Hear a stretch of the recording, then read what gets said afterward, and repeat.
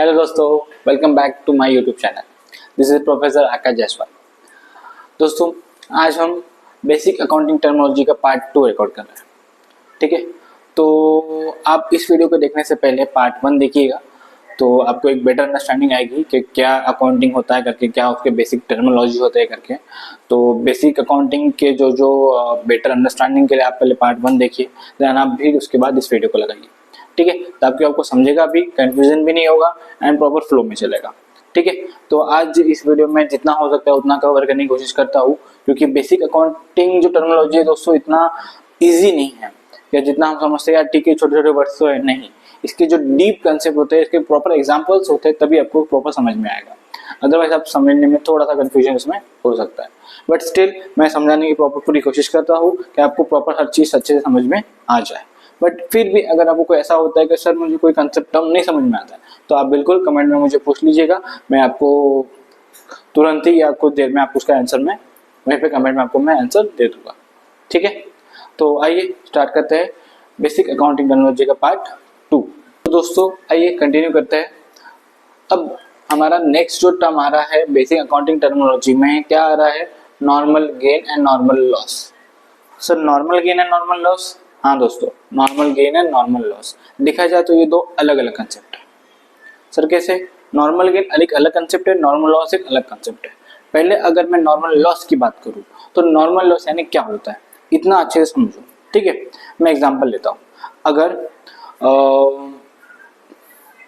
Petroleum जो company होती है वो पेट्रोलियम अपने अलग अलग शहरों में क्या करे, डिस्ट्रीब्यूट करती है, बरोबर। तो अगर पेट्रोलियम कंपनी मुंबई से नागपुर में पेट्रोल सप्लाई कर रही है, तो इस ड्यूरिंग द जर्नी क्या होता है कि 1000 लीटर अगर पेट्रोल सप्लाई किया जा रहा है तो उसमें से ना कुछ लीटर पेट्रोल उड़ जाता है।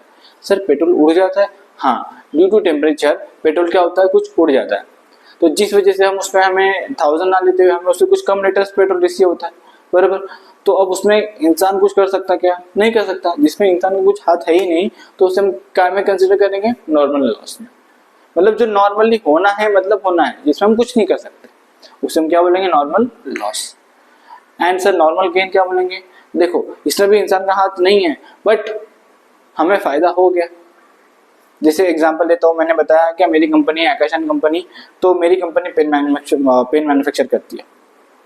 तो मुझे पता है कि 1 kg प्लास्टिक में मेरे 10 पेन बनने चाहिए, लेकिन मेरी ड्यू टू टेक्नोलॉजी अपग्रेड होने के कारण या न्यू मशीनरी लाने के कारण जहां मेरा 10 पेन बनते थे वेस्ट को हटा के, तो अब मेरे 11 पेन बन गए। तो एक पेन का जो फायदा हुआ मेरा टाइम में कंसिडर होगा नॉर्मल गेन में।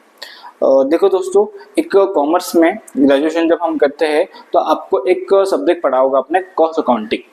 सर हाँ, कॉस्ट अकाउंटिंग पढ़ा तो है, तो उसमें एक चैप्टर है process costing. Sir process costing क्या होता है? प्रोसेस कॉस्टिंग एक ऐसा शीट होता है जहाँ पे हम अलग अलग प्रोसेस में एक प्रोडक्ट को मैन्युफैक्चर करते हैं एंड उसकी कॉस्टिंग देखिए कितनी उस प्रॉपर प्रोसेस में कितना कॉस्टिंग आ रहा है। तो लाइक अगर मैं ये पेन बना रहा हूँ तो इस पेन को बनाने में ना अलग अलग प्रोसेस से गुजरता है। तो लाइक ऐसा नहीं कि जस्ट लाया मैंने प्लास्टिक एंड तुरंत पेन बन गया, ऐसा नहीं होता कभी भी। कोई भी जब प्रोडक्ट बनता है तो अलग अलग प्रोसेस से गुजरता है, लाइक प्रोसेस 1, प्रोसेस 2, प्रोसेस 3, फिर प्रोसेस 4 में वो फाइनल होता है। ठीक है, तो ये जो अलग अलग प्रोसेस हो रहे हैं, इन्हीं प्रोसेस में क्या होता है, हमारी कॉस्टिंग कितनी हो रही है वो हम वहाँ पे देखते हैं एंड उसको हम आगे कैरी फॉरवर्ड करते हैं अलग अलग प्रोसेस में। एक प्रोसेस का आउटपुट जो होता है वो नेक्स्ट प्रोसेस का इनपुट होता है। ठीक है, समझा? तो इन्हीं जो हम प्रोसेस कॉस्टिंग पढ़ते हैं तो यहीं पे कुछ टर्म्स आते हैं, क्या? Normal gain, normal loss, abnormal gain, abnormal loss. तो पहले हम अगर नॉर्मल गेन की, नॉर्मल लॉस की बात करें तो होप आपको नॉर्मल लॉस समझ में आ गया होगा। इसमें इंसान का हाथ बिल्कुल नहीं है, जो उड़ना है वो उड़ना है, इसको हम कंट्रोल नहीं कर सकते। वैसे ही नॉर्मल गेन की भी अगर मैं बात करूं तो एक पेन जो मेरा एक्स्ट्रा बन गया है, एक पेन का तो फायदा हो गया, वो मेरा काम में कंसिडर होगा नॉर्मल गेन में। ठीक है, होप दोस्तों आपको ये टर्म समझ में आ गया हो। चलो आगे बढ़ते हैं। अब बात करते हैं किसकी? Abnormal gain and abnormal loss की। सर नॉर्मल ठीक है, जिसमें समझ में इंसान का हाथ बिल्कुल नहीं है, उससे हम क्या बोलते हैं? Normal gain and normal loss, जिसमें इंसान का हाथ बिल्कुल नहीं है। बट अब एबनॉर्मल की अगर मैं बात करूँ तो इसमें ये जो नुकसान या कोई गेन जो मुझे हो रहा है एबनॉर्मल वाला, किसकी बात करूँ मैं? एबनॉर्मल की। इसमें टोटली किसकी वजह से हो रहा है? बोलो किसकी वजह से हो रहा है? इंसान की वजह से। इसमें और किसी का हाथ नहीं है। इंसान की लापरवाही की वजह से जो नुकसान या गेन जो भी चीजें हो रही है वो उसमें क्या में कंसिडर करेंगे? एबनॉर्मल। तो अगर मैं पहले एबनॉर्मल लॉस की बात करूं तो एबनॉर्मल लॉस क्या होता है, अगर मान लीजिए फर्नीचर है, फर्नीचर एक डेस्टिनेशन से दूसरी डेस्टिनेशन तक ट्रांसपोर्ट किया जा रहा है, तो ड्यूरिंग द ट्रांसपोर्ट या हमने प्रॉपर केयर नहीं किया फर्नीचर की, या प्रॉपर हमने लापरवाही बरती, तो ड्यूरिंग ट्रांसपोर्ट में जब पहुंचता हूँ गोडाउन में, जब मेरा माल पहुंचता है तो पता चलता है उसमें 10 चीजें मेरी खराब हो टूट गई, 10 चेयर फर्नीचर वॉटेवर जो भी है उसमें क्या हो गया, मेरा खराब हो गया। तो ये जो खराब हो गया किसकी वजह से, इंसान की लापरवाही की वजह से। तो इसमें हम क्या बोलेंगे, एबनॉर्मल लॉस। अब भाई एबनॉर्मल गेन, जहां मेरी 10 चेयर खराब होती थी, अब मैंने प्रॉपर केयर किया एंड प्रॉपर सारी सेफ्टी को फॉलो किया एंड प्रॉपर देखा कि जब गोडाउन में चेयर पहुंची तो मेरी सी 5 चेयर खराब हुई, तो 5 चेयर जो हुई बच गई, जो अच्छी पहुंची वो तो उसको मेरा फायदा हो गया, तो उसे हम क्या बोलेंगे, एबनॉर्मल गेन। ठीक है, एबनॉर्मल गेन, समझा? ठीक है, ठीक है दोस्तों, इतना क्लियर है? ठीक, आगे बढ़े। चलो अब आगे देखते हैं नेक्स्ट कॉन्सेप्ट जो हमारा आता है, क्या, इनकम। इसके साथ मैं एक कॉन्सेप्ट ऐड कर देता हूँ, gain. Sir income and gain, हाँ अपने मेरा बुक कीपिंग एंड अकाउंटिंग का वो वीडियो देखा होगा, उसमें मैंने आपको गोल्डन रूल भी डिस्कस किए। तो गोल्डन रूल मैंने डिस्कस किया, इसको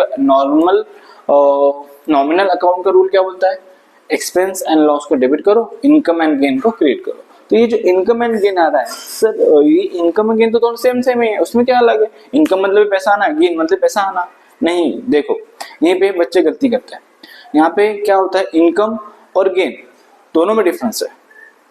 इनकम की अगर मैं बात करूँ तो देखो मैं आपको एग्जांपल देता हूँ, मेरी एक बिल्डिंग है, बिल्डिंग को मैंने रेंट पे दिया, तो वहां से मुझे 50,000 रुपये हर महीने आते हैं, 50,000 रुपये मुझे हर महीने आते हैं। तो मुझे हर महीने जो ये पैसा आ रहा है, ये हम क्या में कंसिडर करेंगे, इनकम या गेन में?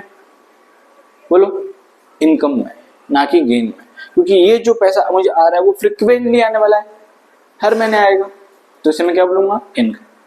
वहीं पे अगर मैं दूसरा एग्जांपल लूँ, जो मेरी बिल्डिंग जो मैंने रेंट पे दिया था उसको मैंने 2 करोड़ में बेच दिया, अब 2 करोड़ में जो बेचा, 2 करोड़ मुझे आ गया पैसा मेरे बैंक में, तो अब ये जो पैसा है मुझे बार बार आने वाला है क्या? नहीं, एक ही बार आएगा। तो जो मुझे लमसम वन टाइम पैसा आता है उसे हम क्या बोलते हैं, गेन। क्या बोलते हैं, गेन।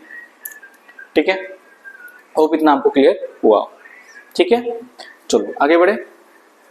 दोनों का कंसेप्ट को, दोनों का डिफरेंस समझ में आया ना, इनकम मतलब क्या और गेन मतलब क्या। इनकम जो फ्रिक्वेंटली मुझे बार बार आने वाली है, गेन जो मुझे एक बार आएंगी, वन टाइम आएंगी, उसे क्या बोलेंगे, गेन। ठीक है, समझा? आगे बढ़े। ओके, तो आइए अब बात करते हैं हमारे असेट के बारे में। सर असेट मतलब क्या, पता है सर हमको असेट मतलब क्या होती है, क्या होता है दोस्तों बताओ, क्या होता है असेट? असेट मतलब संपत्ति, बराबर, करेक्ट, सही बोला आपने। असेट मतलब संपत्ति, ऐसी संपत्ति जिससे पैसा हमें पास आने वाला है, लेना पैसा, जिससे भी हमें पैसा लेना है वो हमारे सारे क्या होता है, असेट होता है। क्या होती है वो, असेट। मतलब असेट मतलब संपत्ति जो हमें पैसे कमा के देती है, उसे हम क्या बोलते हैं, असेट। ठीक है, क्लियर? अब सर असेट मतलब तो समझ में आ गया, इसे कुछ टाइप्स भी होते हैं क्या? हाँ, असेट के कुछ अलग अलग टाइप्स होते हैं। तो देखिए कौन से टाइप्स होते हैं। सबसे पहले असेट का अगर मैं पहले टाइप की बात करूँ तो क्या होता है, फिक्स। कुछ ऐसी असेट होती है दोस्तों जो क्या फिक्स नेचर की होती है। सर फिक्स नेचर की मतलब क्या, जिसका बेनिफिट मुझे 1 साल से ऊपर तक मिलने वाला है। क्या बोला मैंने, 1 साल से ऊपर तक, जिसका बेनिफिट मुझे 1 साल से ज्यादा, अगले 5 साल के लिए, 10 साल के लिए, 15 साल के लिए, तो वो सारी असेट क्या में कंसिडर करेंगे अपन, फिक्स असेट में। क्या में, फिक्स असेट में। क्लियर है? ठीक है सर, कुछ एग्जांपल तो दीजिए। देखिए फिक्स एसेट की अगर मैं बात करूँ तो जैसे कि अगर मैं मेरी कंपनी में मशीनरी जो मैं यूज करता हूँ वो क्या में कंसिडर करूंगा, फिक्स एसेट में। जो मैंने बिल्डिंग, जिस बिल्डिंग में मेरा ऑफिस है वो मैं क्या में कंसिडर करूंगा, फिक्स एसेट में। जो फर्नीचर मैंने यूज किया उसको मैं क्या में कंसिडर करूंगा, फिक्स एसेट में। क्लियर हुआ? होप आपको दोस्तों इतना अच्छे से क्लियर हो गया हो। अब बात करते हैं नेक्स्ट टाइप की असेट के, कौन सी है, करंट असेट। अब करंट असेट में क्या क्या आता है देख लो। डेटर्स में आपको अलग से अच्छे से एक्सप्लेन करने वाला हूँ, तो थोड़ा यहीं पे उसमें लिख देता हूँ बस। फिर क्या है, bills receivable. Sir bill receivable क्या होता है, आपने 12th में एक चैप्टर है बिल्स ऑफ एक्सचेंज, वहां पे आपने कंसेप्ट पढ़ा होगा, जहाँ पे क्या होता है, ड्रॉवर और ड्रॉबी होता है। ड्रॉवर ड्रॉ करता है बिल किस पे, ड्रॉबी पे, ड्रॉबी साइन करता है एंड उसको रिटर्न किसको करता है, ड्रॉवर को। ड्रॉवर और ड्रॉबी मतलब ड्रॉवर कौन होता है, वेंडर, जिसने कुछ बेचा हो, और ड्रॉ भी कौन होता है, जिसने कुछ खरीदा हो। तो अब पैसा एक्सचेंज हुआ कि नहीं, तो उस गुड्स तो एक्सचेंज हो गया, तो ये जो एक्सचेंज हुआ गुड्स, उसके बदले हम क्या देते हैं, बिल। उसी को हम क्या बोलते हैं, बिल्स रिसीवेबल। उसे क्या बोलते हैं, बिल्स रिसीवेबल। देखो वो जो बिल बन रहा है ना, वो ड्रॉवर और ड्रॉवे के पॉइंट ऑफ व्यू से, ड्रॉवर के पॉइंट ऑफ व्यू से क्या कहलाएगा, वो बिल्स रिसीवेबल, और ड्रॉवे के पॉइंट ऑफ व्यू से क्या कहलाएगा, बिल्स पेएबल। क्यों, क्योंकि ड्रॉवे को पैसे देने हैं एंड ड्रॉवर को पैसे लेने हैं। समझा, ड्रॉवर मतलब सेलर, ड्रॉवी मतलब परचेसर। क्लियर, समझा, ठीक। तो ये हमारी क्या में काउंट होती है एसेट में, करंट एसेट में। सर करंट मतलब क्या, जो विद इन 1 ईयर रिलाइज होने वाले हैं। मतलब हमें ज्यादा समय तक वेट करना है क्या, नहीं, ज्यादा समय हमें बिल्कुल वेट नहीं करना है, जो 1 साल के अंदर अंदर हमें रिलाइज हो जाएंगे उसे हम क्या बोलेंगे, करंट एसेट। ठीक है, डन, ठीक। अब एक और कंसेप्ट है हमारा एसेट में, कौन सा, फिक्टिशियस एसेट। कौन सा कंसेप्ट है, फिक्टिशियस।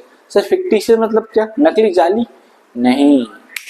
फिक्टिशियस का मतलब क्या है, यहाँ पे ऐसी कोई एसेट जिसको हमने खर्चा तो पहले कर दिया है, लेकिन उसको हम अभी ड्यूरिंग द जब हमारी कंपनी स्टार्ट हुई है तब हम उसको सेट ऑफ कर रहे हैं, राइट ऑफ कर रहे हैं।